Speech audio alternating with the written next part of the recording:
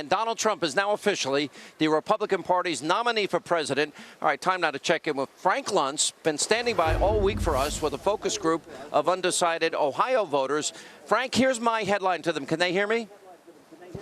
I think he effectively prosecuted the case. This is my take, and I'm not trying to prejudice anybody, that everything, many things are broken, that Hillary Clinton is an insider, she is corrupt, she has failed, and how he, as an outsider, can fix very specific, challenging problems with a new approach that only an outsider can bring.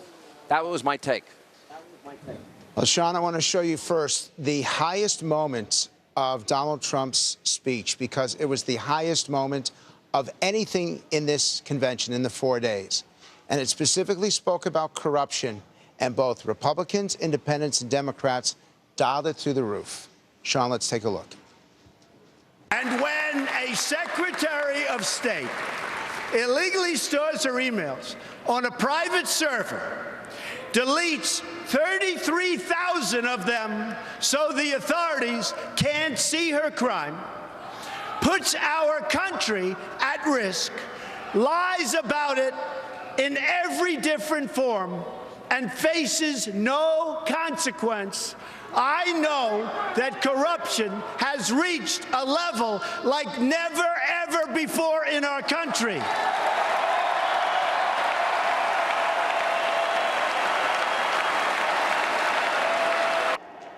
The single highest moment where virtually all of you, in fact, Republicans got to a 99. What's going on? I came into this never Trump. I'm 39 years old. That was the best speech by a presidential candidate I've heard in my entire life. Ever. Ever.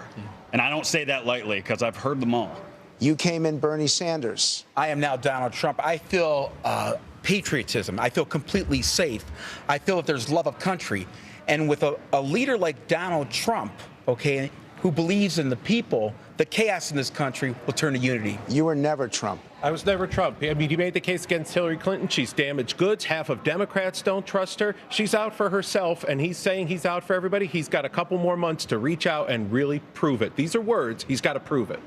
I'm never Trump, but I'm not going to let one night or one speech dictate what's going to transpire over the next 3 months. He's lied before. You know, he always called Ted lying Ted. He's been caught in quite a few. I won't vote for either. Hillary she's a liar, and she's a murderer. And a murderer. He's a bigot. A murderer. Yes. You're calling... Yes, I am. It's the truth. That's what she is. He's a bigot and a racist. So, I mean, what do you do? But we have one president. There's only one. You're an American. You have to vote. If he's wrong, he's wrong. And if she's wrong, no. Well, if there was your children in Benghazi, what would you say? I would feel horrible. How would You're right. I mentioned that yesterday. I would feel horrible, but I would not call. Yeah, I don't think Hillary Clinton is a murderer. I would never use that kind of rhetoric. I was a never Trump person when I came into this. I loved the speech. It spoke to me, the manufacturing part of it. I have trouble marrying the speech with the man, and I need to work on that over the general election. This speech was huge for me because it showed that he can deliver a polished message. We got to bring it back home, bring manufacturing back, and get our economy straight first.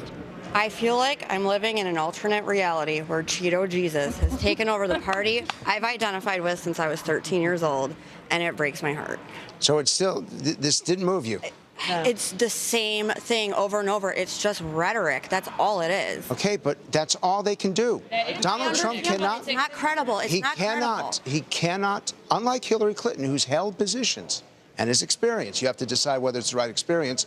Donald Trump, there's nothing else that he can do but talk to you. I think I'm never Hillary, never Donald. Why are you never Hillary? Because, well, for a lot of the other reasons, she's corrupt, she's a liar, she's an unindicted criminal, and Donald, he has his issues.